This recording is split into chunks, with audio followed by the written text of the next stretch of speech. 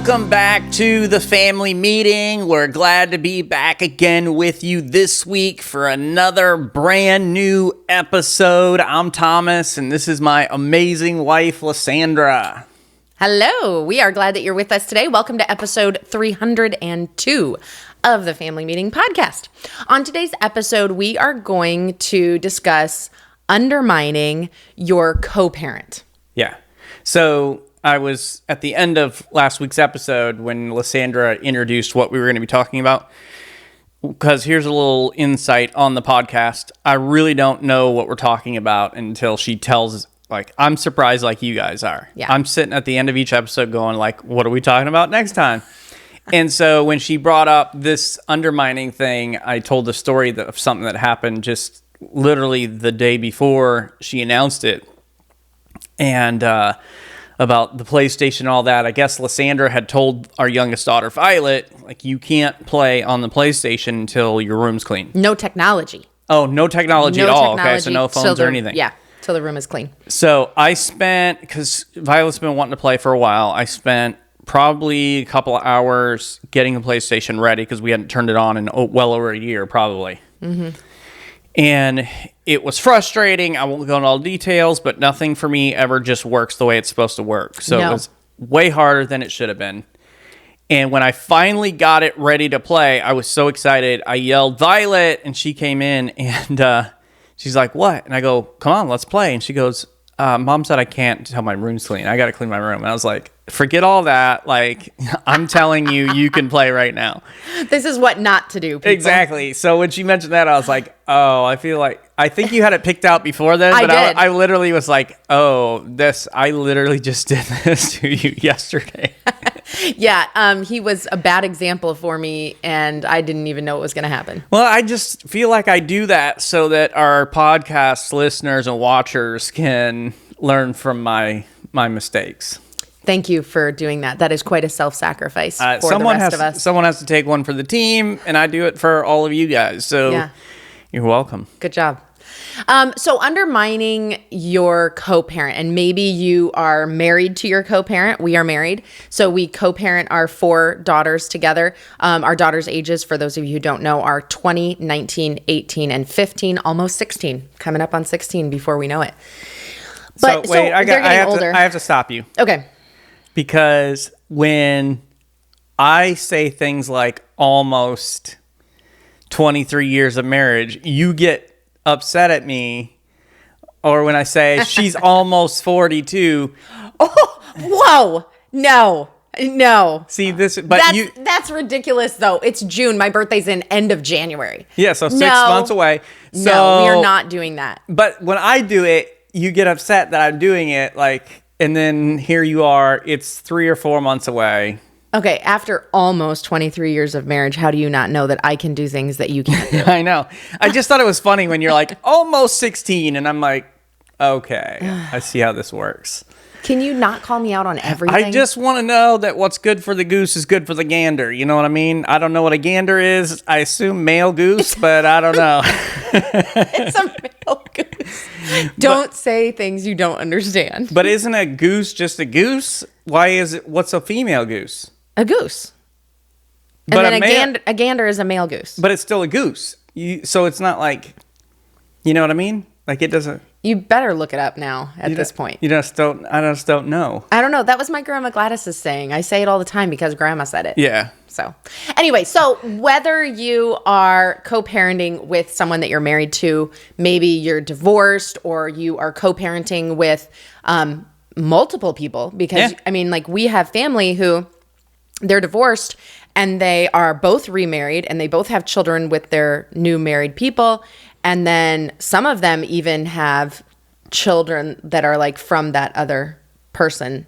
I mean, you could have a Nick Cannon situation also, where it's what is that? You don't know the Nick Cannon stuff? No. Oh, he's got kids from basically everybody. Oh, gotcha. Yeah. Okay. So yeah, that could be you. Yeah. So co-parenting though is difficult whether you're married or not. I think there's added challenges when you're not married. I'm sure. Yeah. But what you want to do is present a united front for your kids. And maybe you felt frustrated in the past because your spouse kind of like reversed your decision or contradicted you in front of the kids or failed to support you as a parent. So our hope is that this episode is going to help you build a stronger parenting partnership, because that's what this is. Yeah. Whether or not you're married, you've got these kids and you want what's best for them. I know you want what's best for them. We want what's best for our kids too. And so the best thing that we can do for our kids is parent from a unified front. And it's, you know, we have a lot of the same priorities, but even when it came, I'm speaking in the past tense because for the most part, our kids do their own thing now. But especially when they were younger, like we had very different ideas on some things as far as what to allow, what not to allow, what's appropriate punishment, what's not. So it's not always easy when you're aligned on a lot of very similar things. Right. Yep. So you complicate it like you said, when you're not necessarily married to them or you're divorced and everything else that can cause some issues. We want to be able to help you do that the best possible way that you can. Before we jump into that, though, we are just a few weeks away now from the National Small Groups Conference in the Atlanta, Georgia area, August 6th and 7th. And listen, I want you to go register today. Make sure that you are there. Bring your team with you. I know we have a lot of pastors and ministry leaders who listen to the podcast, watch the podcast, and so make sure you're registering. We'd love to see you there. Lysandra and I are speaking on a couple of different sessions, breakout sessions on marriage, on the family, and how that impacts your ministry. So make sure you're taking time to be with us. You can register at buildgroups.net. Looking forward to seeing Adam Ehrlichman again and all the good people there at Build Groups. Erin again. We met her last year at the event. She's amazing. She's doing a lot of the heading up of the conference and all that. But it's going to be held at Dogwood Church in Tyrone, Georgia, just outside of Atlanta, right there in the Atlanta area. So great place to visit, lots of things to do and see while you're in the area, and we'd love to spend a little bit of time with you there. Yeah. Okay, so let me ask you this question. Have you ever corrected your spouse in front of the kids? I'm trying to think if you're looking at me like I have. I was trying to think of it because we came up and we've talked about, even before we got married, how we want to do things as parents, and to the best of our ability, we've always tried to present a united front. We'll talk more about our perspective and all those things in just a minute. But there are times, even when you establish, like, this is what we want to do, sometimes you, in the heat of the moment or whatever else, you do things without realizing it. So I'm trying to think if I've ever done that to you. Not that I remember. Yeah, I can't think of a specific scenario. God bless you. I feel like there's going to be more coming. I usually do it in like threes, so. We're ready. But like maybe it's overruling a parent in a decision. So like this decision has been made, you disagree with it, so you overrule it. You definitely did that last week with the PlayStation. But not in front. That wasn't in front of you though.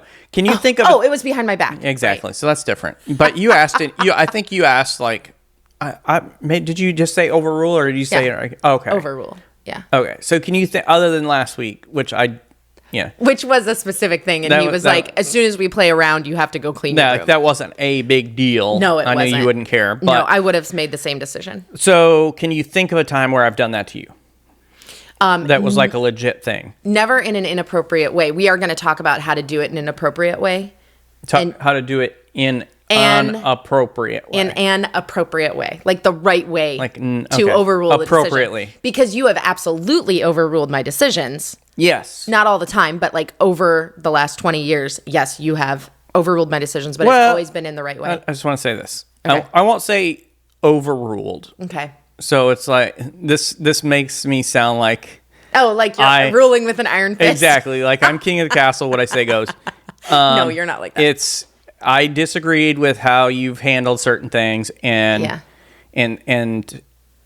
so we'll get into it. But I just want to let people know who are watching right now. It's like it's not like how did you? But well, and I've done the same thing though, where I've disagreed with the way you've handled something, and we've had to talk. Can you think of a time where you overruled me in a situation as far as like... No. I can think of a time where I disagreed with how you handled something and we talked about it. Okay. And you changed your mind and changed your ruling. Yes.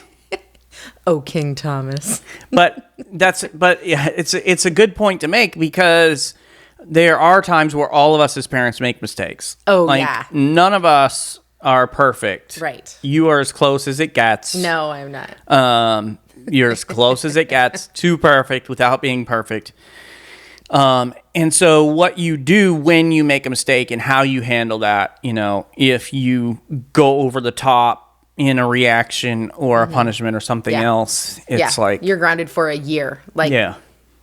Or you'll never eat Little Caesars pizza again. I'd love bringing that back up. Like, shout out to Drew. It is literally the perfect example when you tell your young child who loves Little Caesars pizza, you're never getting Little Caesars pizza ever again. I will literally bring it up as often as it is relevant. Or when it's irrelevant, right? That's true, too, if I just feel like dogging somebody. Okay, how about this one? Giving your child permission to do something after your spouse said no. That's pretty bad. I don't think either of us have done that. Or at least if we did, it was when we didn't know. Yeah.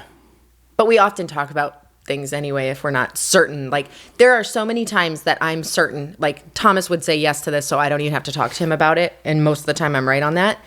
But this is another thing that, like, we have decided in our home, so this may not apply to you, but, like, we, for the most part, have decided we're going to be yes family. Like, if we can say yes to our kids, we're going to say yes. Our default is yes. It's not no. And then if there are reasons to say no, we absolutely say no. Yes. But, like, if we can say yes to our kids, we want to say yes to our kids. I believe that's what the Lord does for us as his children. And we want to mimic that, and we want to look like God. We want to look like Jesus. Well, and you bring up a good point, because as Christians, we often have the opposite view of God, where it's like God has all these lists of things we're not supposed to do, and then sometimes he lets us do a few things. And it's like, go all the way back to the beginning in the garden. God said, eat whatever you want to of all these trees, except for that one. It was very limited in what they could not do. Just don't do the one thing. And of course, we all know how that turned out. But we do have that philosophy of trying to say yes as much as possible. Yep. A lot of things I don't really care about. So when the girls come and ask me, they know for the most part I'm the one who's going to probably let them eat this, drink this, do that. I'm quicker to say yes, but if I don't care and I'm not sure what you would think or what you want or what you've already said, I either will say, go ask mom, or have you ask mom, what did mom say? So it's like, I'm making sure that they know we're on the same team, and basically whatever mom is okay with, I'm okay with. And then there's other times where I'm just like, yes, or no, I don't think that's a good idea. Yeah, right. But like even TV shows. So with TV shows, movies, or whatever, they will often text me and say, is it okay if I watch this? Which I want them to do that, because I have no desire to research TV shows and movies. That is not me, not who I am. I do not like to research.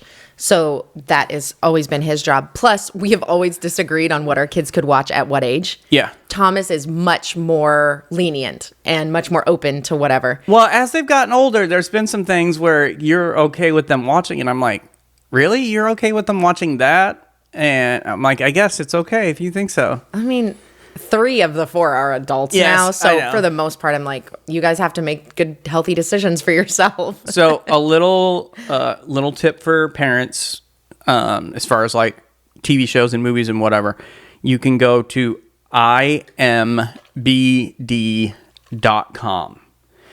And you just type in whatever the show is, imb.com. It'll bring up the show, the movie, whatever.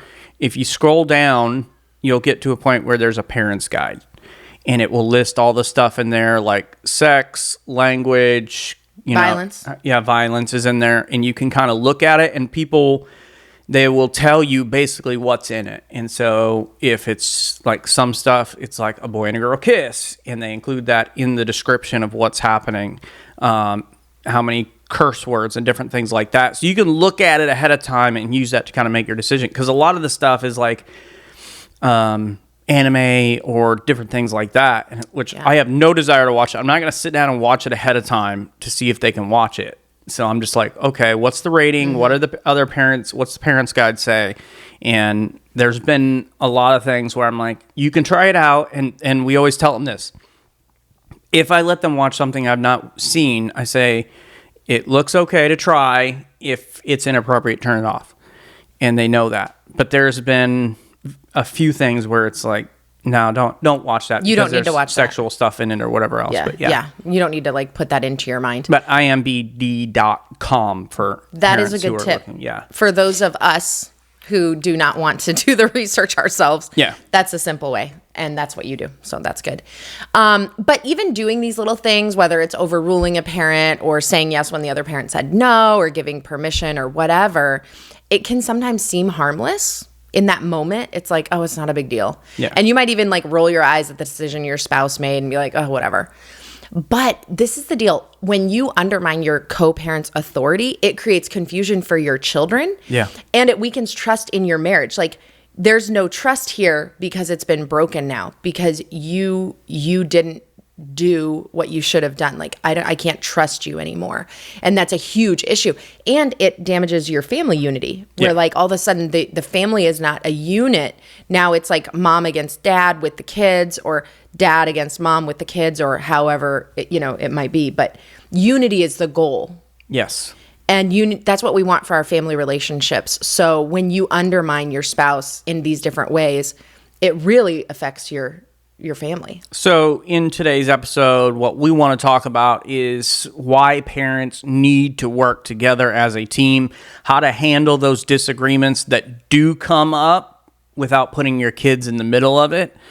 No, I'm not reading that. Say it. I'm not reading Read that. the notes. Read the notes, Thomas. I'm not reading that. Everybody tell him to read the notes. So here's this thing Lysandra does. She is in love with Webster, Noah Webster, who wrote a dictionary. And for whatever, she's trying to get... 1825. I don't know when it was, but it was a long time ago. So she's trying to get me to say Webster's dictionary. I'm not... Defines. I'm not going to do it. Say it. No. Webster's dictionary defines... Thank you. Undermining as... That's as far as I'm going. I'm not actually doing it. Well, now they don't know the definition. You can do it if you want to. If you're going to do Webster's dictionary, don't make me do it. I purposefully put it on I your know line. you did, and you tried to get me to say it, and I'm not going to I thought maybe you would read it like Ron Burgundy. Yeah. I'm Ron Burgundy? Yeah. No, I don't just read what you wrote. Okay, Webster's dictionary defines undermining. Did you hear that? That's the sound of 3/4 of our people Everybody like turning it off. That's all right. I'm going to stick with everybody Wait a else. minute. You're my people. Oh, the other 1/4, they're snoring? Whatever. Some people are out there and they want to hear this definition. Defines undermining as this. Okay. To make someone or something less effective, less strong, or less able to succeed. See, hearing that actual definition does open up the idea of what this actually is. Because when I undermine you, I make you less successful as a parent. I weaken your authority. And that does bring a new light to it than even what we've already talked about. So I think it was very needful. Excellent stuff. But I think he could have used some sort of video game reference instead where they like dig tunnels and dig underneath the stuff. You have completely lost me. It's literally undermining, mining underneath them. It makes it unstable. It can fall and collapse. I so didn't get that. Fall Okay. and collapse. Gotcha. Yeah. Which in, I think it's Venezuela, they just had a couple really bad earthquakes. It looks like a war zone, like buildings collapsing and all that kind of stuff. Yeah. But was it because they were digging underneath or was it just No, earthquakes? earthquake. Okay. Yeah, but it's unstable. Yeah. Okay, It's gotcha. crazy. Okay. That's very sad. We need to pray for them. But undermining your co-parent's authority happens when one parent weakens, dismisses, or contradicts the other parent's reasonable parenting in front of a child. So I feel like you could have just said that and left Webster out of the whole situation. I didn't want to. I know. I just don't know what this love affair is with this Webster dude, but yeah. It's half because I love the definitions and half because I want to irritate you. It's definitely working. You're undermining my ability to be a good podcast co-host. You're undermining my writing. Oh. It's not your writing. Yeah. It's Webster's writing. Yeah, but I put it in the notes. That's undermining me in front of all these viewers. But that was not writing. That's just copying and pasting what he said. All right. We cannot spend this whole episode arguing. We need to do that later in private, as we're going to teach everybody else to do too. Okay. So whether you're married, divorced, blended family, or a separated family, undermining really does create confusion. It creates insecurity in children too. Yes. So we need to hear some examples. Like, what is undermining? Because maybe people are like, I don't do that at all. And if you don't know what it looks like, you don't know if you're doing it. Because there's two kind of ways to look at this episode. Do I undermine my spouse? And does my spouse undermine me? Yeah. And you may be doing some things. I've done things before where I didn't realize what I was doing, or I didn't realize that was what I was doing. And so I think some of the common ways that we could undermine our co-parent, one of them is reversing a parenting decision, right? Without discussing it first. So like your dad said no, but I'll let you do it anyway. Yeah. Like I know your dad said no, but I'll do that anyway. Mm-hmm. Okay. A lot of times that's to get the kid to like you, or you want to be the good guy in the relationship or whatever else. Right. We all know you're the bad guy in the relationship. In our family, I am so the bad guy. Yeah. Absolutely. I'm the bad guy so often that I constantly text Thomas and say, like, make her do her dishes, or, this one was being rude, or like I'm telling him, because I'm the bad guy so often, I need a break from it. Like I need him to be the bad guy sometimes. And Thomas is much less like aware of if there's dishes in the sink, or if the lawn hasn't been mowed, or if they didn't take out the trash or whatever. Well, and I don't know if it's because it's a male-female dynamic and how just kids look at dads versus moms, or if it's because we have all daughters. But typically when I tell the girls to do something, or I ask them to do something, it's just okay. They just do it. So for instance, we have different chores that the girls do all the time. And so walking the dog, like this morning, we try to have the dog walked before we do the podcast, so he doesn't have to wait all that long. And it's not the same girl every day who walks the dog in the morning. We've got two that rotate right now. And so I went upstairs to our daughter who was sleeping, kind of tried to gently wake her up. I touched her leg and she was like, she startled. I was like, I'm sorry. I was not trying to scare you, trying to wake you up gently. But I said, Coconut needs his walk. We're getting ready to podcast. And it was just like, okay. Yeah. Like very kind, very like, but I almost guarantee if you had done the same thing, it'd be a little different response. Yeah. They're not like super disrespectful, but they definitely will like wheel and deal me. Yes. I'm curious though, like parents of boys, is it the same scenario where if dad asks something, the boys are just like, okay, I think how it works? Because we hear this from other parents frequently. That like, oh, if dad asks, then they do it right away. But if mom asks, they either like give a little bit of lip, roll the eyes, or whatever. Like, and in our house, we don't allow that. Like, that behavior is corrected. Yeah, it's not just like, oh, they argue with me. What can I do? No, like we correct that behavior. But if you do it, the behavior doesn't even exist. Right. It's just. But drop it in the comments. Let me know, how do your sons react differently to mom and dad? How do your daughters react differently to mom and dad? Because maybe it's just personality clashes. I am curious to see how other people's kids are reacting to the two different parents. It'll be interesting to hear, but I do think it's just about dads having the authority. They just can. Okay, so this is another example of undermining: criticizing the other parent in front of the child. So this would be like if I was like, oh, your dad is so strict. To my kids in front of Thomas, I'm talking about how strict he is. That undermines him. Well, and it shouldn't happen. Well, not even in front of me. It could. Yeah, I guess it could be behind your back. Exactly. It's just doing that about the other parent in front of the child. Yeah, is the issue. What about this? Allowing children to play parents against each other, and actually being serious about it, because this is different. This as play. Go ask your father. He'll probably say yes. Yeah. So it's like different.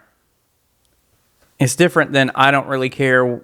I want to check on your mom versus you're letting kids play. It's like, I know mom's going to say no, so I'm going to ask dad first because he'll say yes, and then he can't go back. Right. Right. So you're You know the kids are going to play you. Yep, exactly.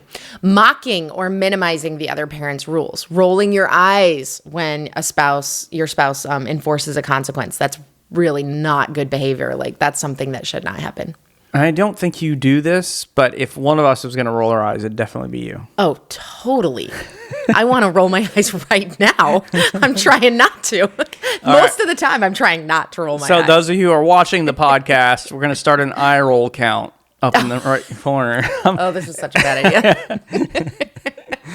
I'm in trouble. Rescuing a child from reasonable consequence imposed by the other parent. Mm-hmm. So yeah, they've kind of laid down the rules of something that's happened, and you come in and you're like, no, you don't have to do that. Right. You don't have, you're not grounded. Yeah, that's ridiculous. That punishment is ridiculous. Presenting yourself as the good parent while portraying the other parent as the bad parent. I think that you do that. That one might have got me. You definitely you definitely are the fun parent, and I am the business parent. You are definitely the work parent, business parent. And yes. you lean into that for That sure. doesn't make you bad. Per se. It just makes me good. Better. Better than me. Yeah. So I don't know what that's supposed to say. Why do we undermine each other? Like, what's the motives? Even because I think the motives are not always obvious. Sometimes it's like subconscious. Okay. Yes, I agree with that. Yeah, like we don't typically, most parents, I wouldn't think, unless they have some real issues, go into parenting situations like, oh, I'm going to undermine him. Yeah, I see what you're saying. Okay. So what is it behind it? Like, what's the motivation? Okay, so here's some motivations behind it. You have, first of all, different parenting styles. And that's a guarantee. Yeah, because I think we're as close as we possibly could be, but we still have different parenting styles. Yes, especially when the kids were young. Now we've kind of got through most of the stuff, and we're in a different season of life. We're moving more into like the coaching stage of parenting, which has its own issues. We've done a podcast episode on that, on the different stages of parenting, but unresolved marital or co-parenting conflict. So if you've got issues here or issues with an ex or whatever else, and you're trying to co-parent along with them, but you've not yet resolved the conflict between the two of you, that can definitely come out in the conversations you have with your kids, in your parenting style, and all of that, and without even realizing it. Right, because it might not even be about what they said parenting. Like, it may not be about the rule, the consequence, the way they handled it. It's not even about that. You're just mad at them for just something that's unresolved. Bad feelings about them, and sometimes that comes out in the way that we respond or how we act. You got the ick. I'll give one more, and then we'll turn it over to Lysandra. Guilt about a child's disappointment. That affects me. Maybe you're feeling guilty, and so you ease up on the rules or whatever else. Do you ever feel guilty about your child being disappointed? No, no. Maybe not guilty. Not like you feel sad for them. No, like if they have not done something they're supposed to, or they've done something they weren't supposed to do, I don't feel bad that they suffer the consequences. You know what I mean? No. Like I don't know what you mean, because I do feel bad. It's a good thing for them to feel the weight of their choices. Mm-hmm. So I've never been like, I've never felt bad for them and lessened it. Have there been times where I was too severe? Definitely. And I've had to go back and issue that. We'll talk about that in a little bit here, I think. But that was because of something I made. It wasn't because of what they've done. Right. So you feel like if they've earned that punishment, consequence, whatever, then it's like, okay, well, I know it sucks, but too bad for you. I don't feel that way. I'm more empathetic than you are naturally. Yeah. And then especially with the kids, like I will reverse a punishment.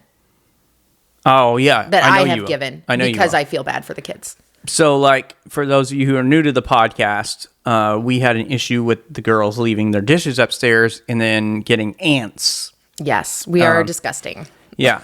So we made a rule, and all our kids hate doing dishes. Every single one of them hate doing dishes. It's too bad. So we made a rule: if you leave your dish upstairs overnight, then you have to do dishes for a week. That was the rule. And I don't remember if that rule is still in play or not, but It isn't. okay. But so if they left a dish over, I didn't feel bad that they had to do dishes for a week. Oh, I felt because terrible. that's how they learn not to do that. Like, your actions are causing issues in our household. And so for them, that was a way to learn to change that behavior.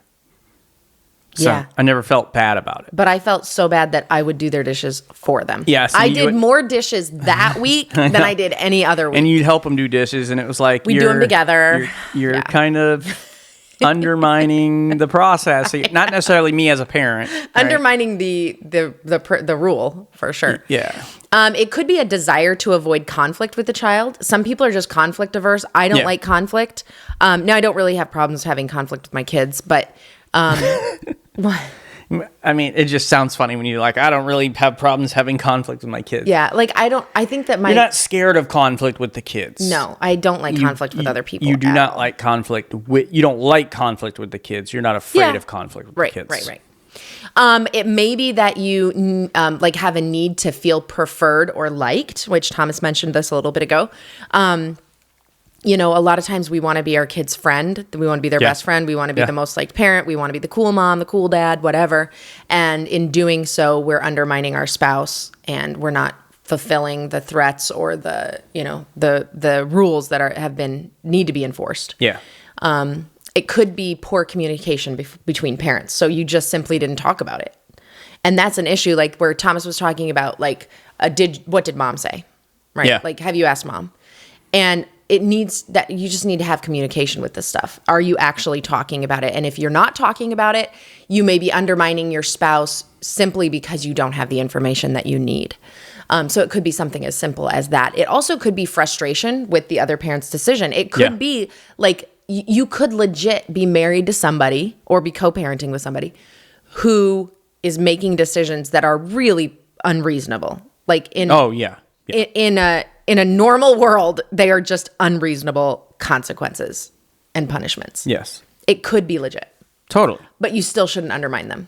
Well, and this is something that we have to understand is when we undermine our co-parent, that negatively affects our child. Yeah.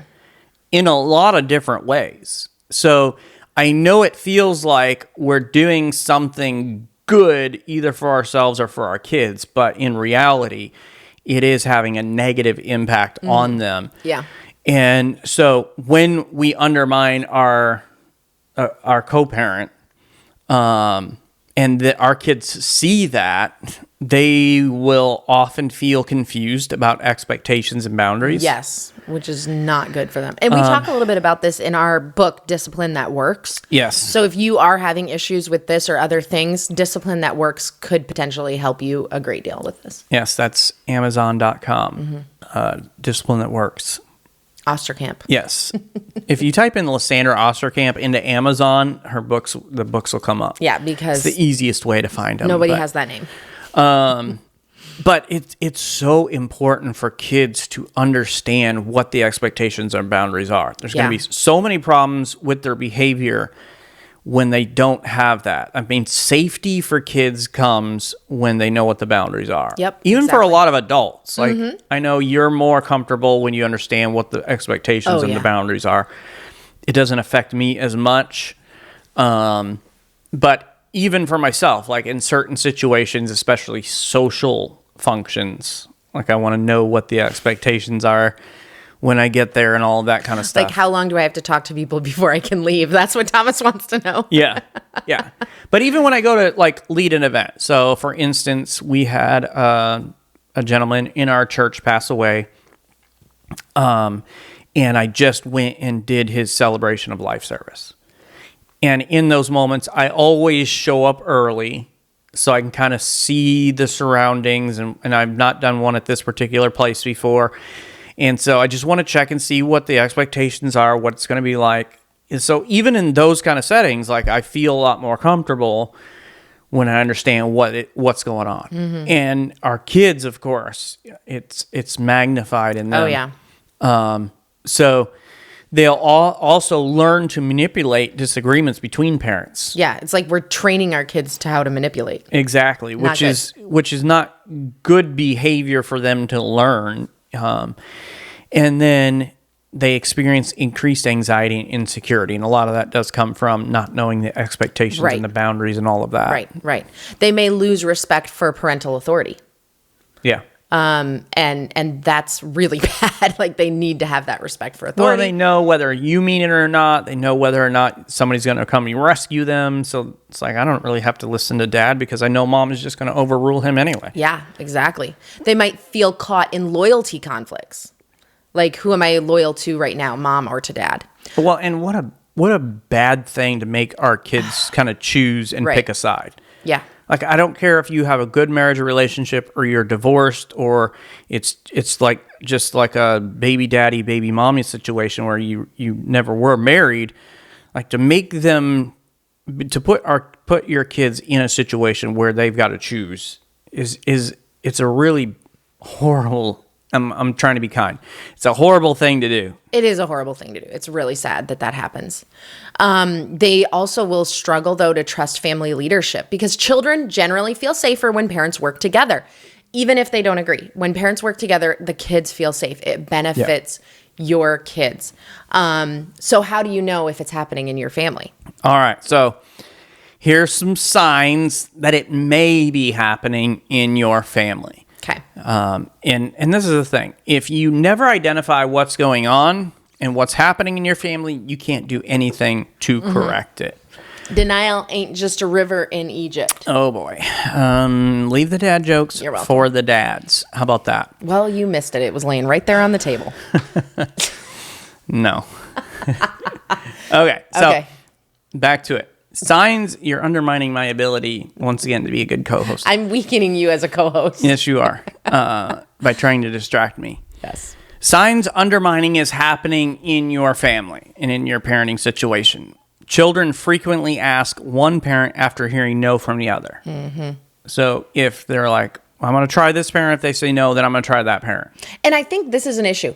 Sometimes we're like, our kids are so naughty. After they ask me, they go ask their dad. It's like, that's not your child's problem. There's a problem between you and your husband. It's a parenting issue. It's a parenting issue. Yeah, because like our kids don't do that because they know it doesn't work. The reason your kids do that is because they know it will work. You have already trained them. Exactly. They're doing what they've been trained to do. And if they can get their way, they're going to do whatever it takes to get their way. So if they can manipulate you, then they will. Yeah, right. All right, here's another sign that it's happening in your family.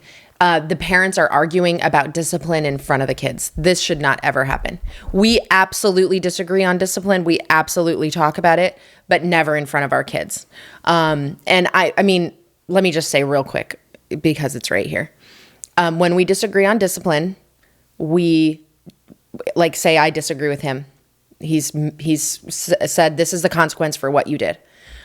Or it may just, I may agree with the consequence, but I disagree with the way he talked to them. Yeah. I don't say anything in that moment. That would typically be the case for us, is more of a tone. Right. You don't agree with how I said it, or what I said, not necessarily the punishment itself. It's been more often, and it's not a lot, but I think it's been more often. You can correct me if I'm wrong, and I know you'll correct me if you think I'm wrong.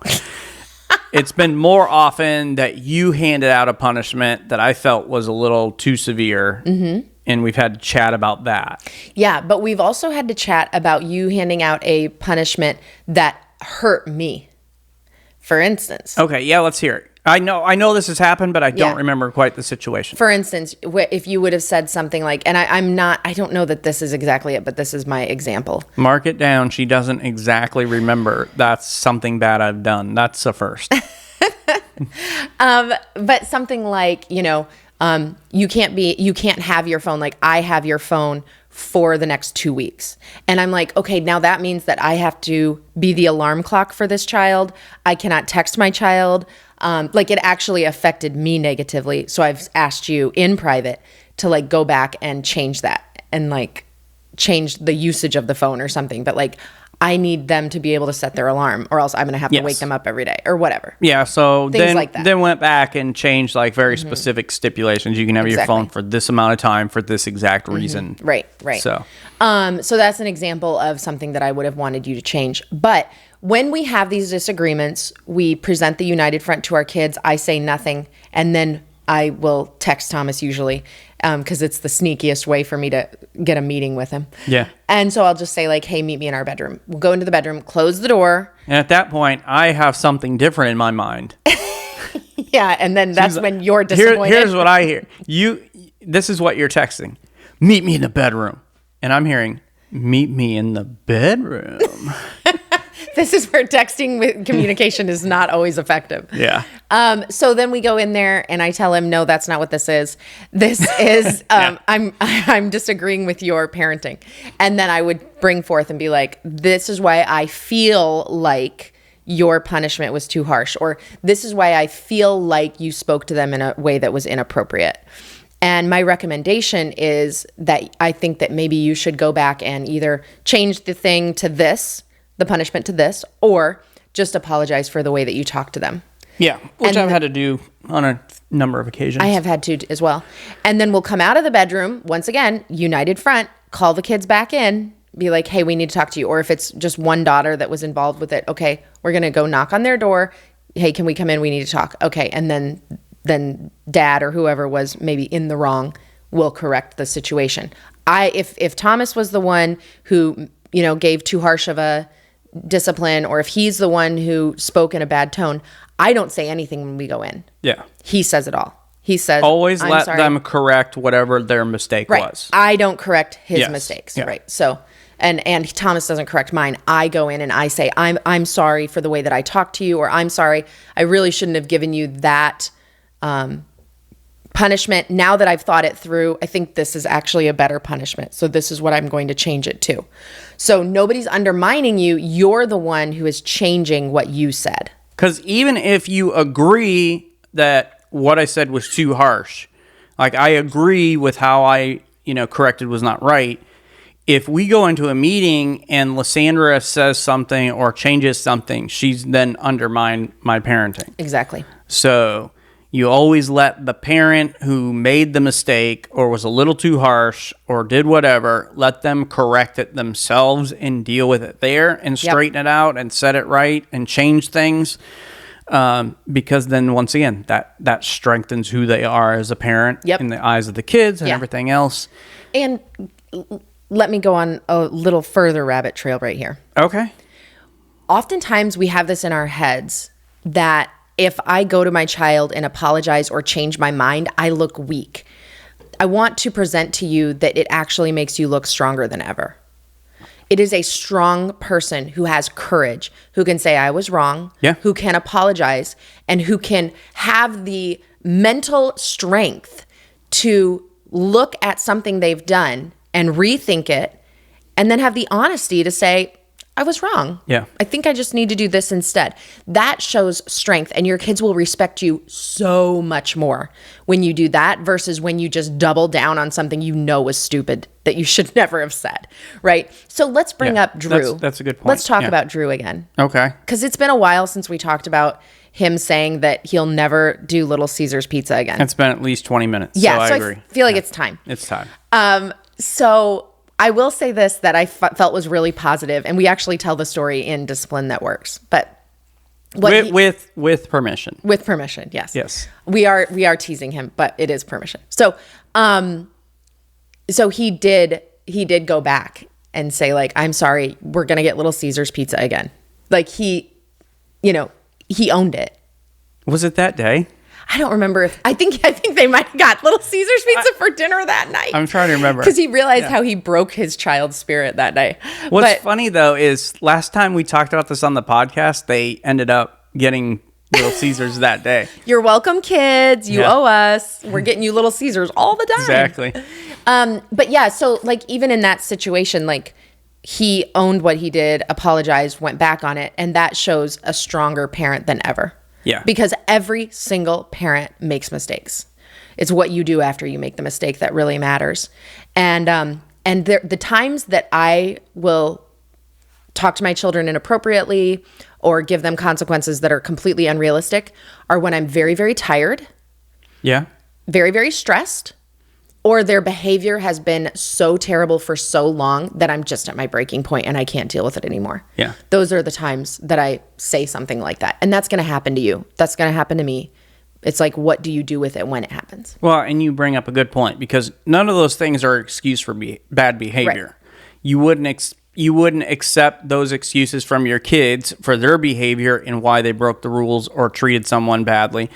And so don't accept those as excuses for yourself either. Right. That's good. Just because I have things going in my life doesn't give me the right to talk to my kids in a way that's inappropriate. So another sign that undermining is happening in your family is one parent regularly, and that's the key, regularly overturns consequences.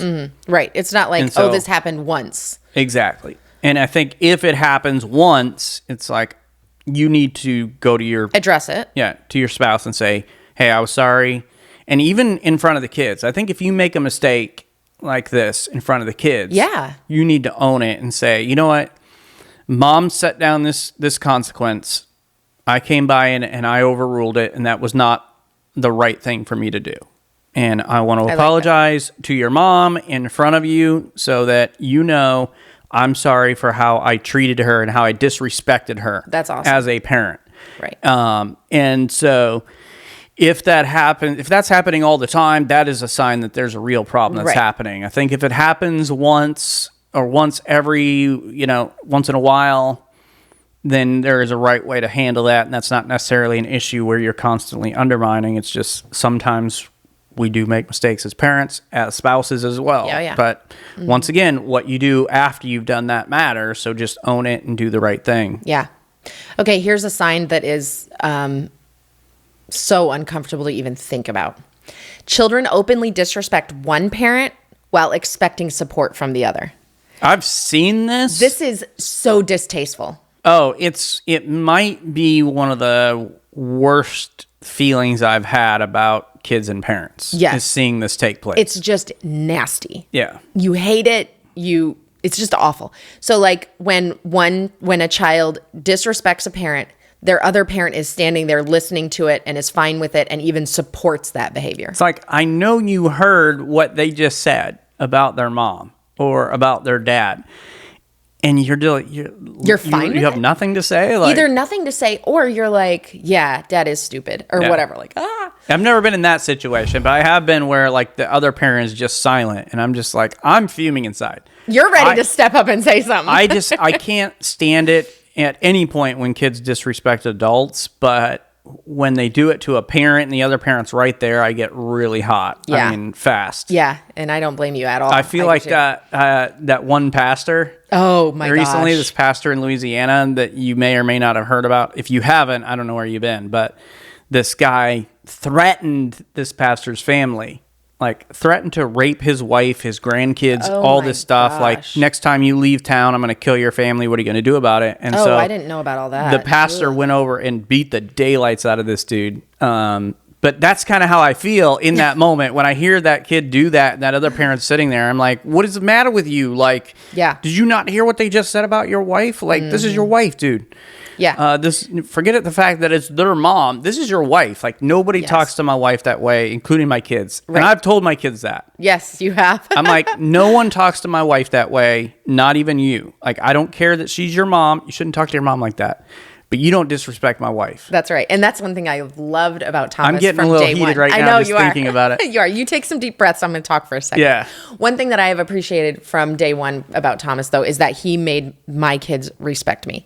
He did not tolerate any disrespect from the kids. If they argued with me, rolled their eyes with me, anything, he wod be like, absolutely not. And he would step in. Yeah, we're not doing this here. here. I appreciate that. Yeah. And I never had to step in for him because they just don't do that to you. No. I've never had to be like, that's not how you talk to your dad. Exactly. I am a little intimidating. Yes. So. People say you're intimidating, and now you have shaved your head. So apparently that went up even more. Now you're more intimidating. Yeah. If possible. It's like, it's kind of hard to be intimidated of a person who's you can tell is really going bald and they're not doing anything about it. So That's true. Like a super duper receding hairline is Yeah. not as intimidating as a guy who shaves it. yeah, It's true. So let's talk some practical ways to strengthen a unified parenting approach. Okay. I like it. Let's do that. Discuss disagreements privately. We've talked about this. If you disagree with a parenting decision, talk about it away from the kids whenever possible. Okay. And so we've had to do that a few times. Yeah, a lot when the kids were little, because we disagreed on a lot more things when they were little, mostly because I had so many things that I felt were important. It was like we talked about this last week with marriage and expectations. Like Lysandra had so many, and the same is true with the kids and what she wanted the kids to be and expected them to be. She wanted like 4 little perfect little angels. Yeah, little cookie cutters. That and were they so were most of the polite and like prim and proper. Yes, and that didn't always happen. But things like brushing teeth. I know that you, if somebody came to you and said, like, Thomas, when the girls were little, is it important for your kids to brush their teeth? You'd Totally. be like, oh, Yep. yeah. But was it ever on your mind? No. Not really, no. Not unless I told you they need to brush their teeth. Or if they came up to me and I could smell their breath. Oh, yeah. There have been multiple times where I'm like, did you brush your teeth today? And if they said no, I'm like, you're a liar. Go brush your teeth right now. Yeah. You mean if they said, yes, I brushed my teeth. Yes. Yeah. Yeah. But things like brushing their teeth, brushing their hair, like personal hygiene, things like manners. My standards for their manners were much higher than Thomas. Oh, yeah. Yeah. He just didn't want disrespect. I wanted pleases and thank yous. I wanted Like no fart jokes, no talking about poop or whatever. Yep. Cleanliness in the house. Like you would be fine with toys everywhere. I was not. Like I had to have moments where all the toys were put away every single day. Yeah. So there were just so many more things that I had for expectations of our kids than Thomas did. Therefore, I was more on the kids for things and he wasn't. And so our parenting styles were very different. And there were multiple times when I had to like talk to Thomas and be like, it's not okay for me that their room is trashed. Like toys out, okay. But their room is trashed right now. That's not okay with me. I need you to be on board with this. Yeah. And we would have those kind of quiet meetings. And there were times where I had to be like, listen, I know you want it clean. You got to chill out and let them play. You got to let them play. You got to let them be kids and a I little needed bit. that. Yeah. And that's where co-parenting is a good thing. And you can strengthen the parenting because of the differences that you have. Yeah. And this is second, but I feel like this should probably be first. I agree with you. Lineup. It should be first. Yeah. And that is to support first, discuss later. Yeah. So like she talked about discussing disagreements in private. Yes. In the moment, I just support. Like whatever she's saying and doing, this is exactly what it should be. Nod your head with wide eyes. Don't let your kids like see you. Sometimes it's harder. Sometimes I may have to walk out of the room for a second. Like I feel like you have laughed before when I'm giving out, like when they were younger, when I was like on a tyrant. I would definitely have to walk around the corner and laugh sometimes, but because I'm just being so nuts because I've just had it up to here. Yeah. Where it's like, okay, obviously we're not talking about if somebody's abusing your kids. No, okay. Right. So that's something totally different. We're not talking about that. We're talking about, laying down the law as far as a parent. No one's being abused as far as like verbal abuse or physical or anything. So in that moment, it's just, I'm going to support first. I'm going to let you say what you want to say, how you want to say it, and dish out whatever the punishment you feel like you got to dish out. And if I disagree with that, then we'll discuss that later. Yeah. And I think the way that you tell your spouse that you want to discuss it later, because in that moment, if it's like, and you are not going to have any friendships, phone calls, texts, or no contact with any friends for 2 weeks. And then I'm like, Thomas, can I talk to you in private? Right in front of the kids after they just say it. Yeah. Obviously, I'm undermining you by doing that. Yeah, so that's the why kids know I disagree, right? So for us, that is why I will send a text message. Or we have something that we do where we just lay our hand on one another. So even if Thomas is talking to the girls, if I just put my hand on him, he knows like, okay, she wants to talk. Yeah. So whatever you can do to like not show your kids that I'm going to talk to daddy about this. Well, and in the moment, depending on what's happened, like I come home from work and you're in a volatile situation and you're stressed to the max and the kids have not been behaving all day, that's not the time to have that conversation with you in the moment of what's going on. It's like later on, we're calm or whatever. Let's go for a walk. Hey, let's talk about it once we're further away from the situation. But it's support first, then we'll discuss it later, privately. Yeah. And then another thing that's going to help you with this is to establish core family values. Agree on key areas. And some examples would be like respect, right? We've talked about that. This is a key value in our home. Respect, honesty, that we won't lie to each other. We won't omit truths. We will be honest in this home. Yeah. Safety, right? So safety is important for our family. That means locking the doors. That means not being foolish with certain things. Screen time. What is the screen time value in your home? Is it anything goes, or do we want to have some outside time? Do we want to have some time in the Word of God? Consequences, and then kindness. So our family verse, which we've talked about many times, I was just going to bring this up. So go ahead. Okay. Yeah. Is Ephesians 4:32. And be kind one to another, tenderhearted, forgiving one another, even as God for Christ's sake has forgiven you. That's our key verse. So that right there, really just those are our core values. Those things: kindness, forgiveness, tenderheartedness, acting like Jesus, essentially. So you have that one verse that can literally dictate how your entire home runs. Everything. Yeah. Everything is filtered through that, and you'll have a really great home. So if we know that those are the core values, then when one parent makes a decision or, kind of referees a fight or whatever it may be, that both of you are filtering through those core values. Yeah. So it can eliminate a lot of this. So another thing is to avoid negative comments. Like you're not, just make it a rule. I'm not going to talk negatively about my co-parent in front of the kids ever. Yeah. At all.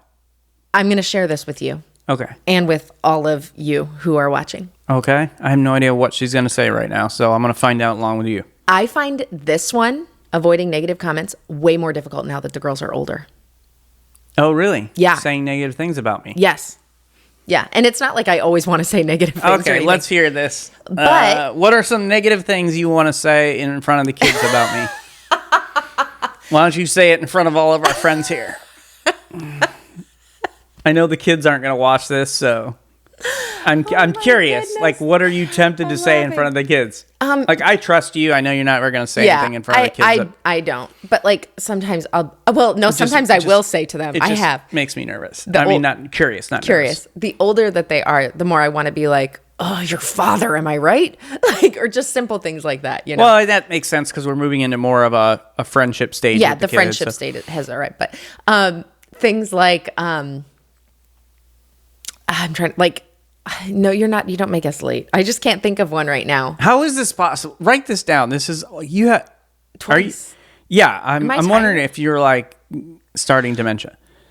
Because wow, normally you remember all the bad things. I can count on you to remember all the bad things. I remember all the good things too. I just remember really well. Apparently not, because this is literally twice this episode where I've... Listen, I had a headache all night last night. I could barely sleep.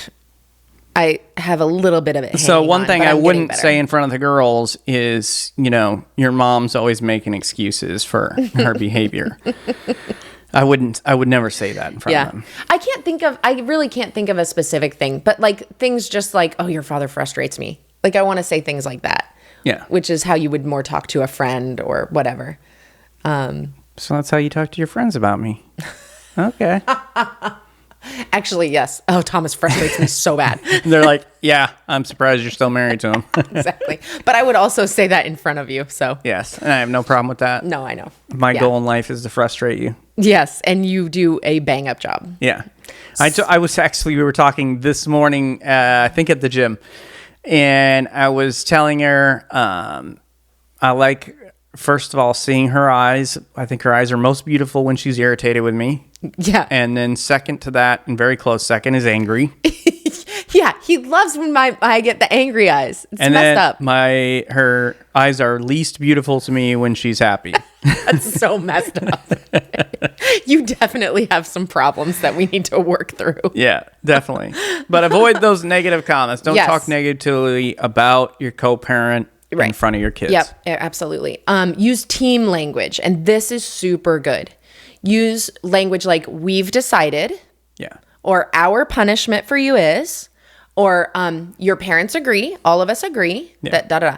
Let's talk with mom and dad about that. Like, let's talk with dad about that, or dad would say, "Let's talk with mom about that." So it's you're using team language. We're on the same team. It's not like, well, daddy wants to do it this way, so I was like, whatever.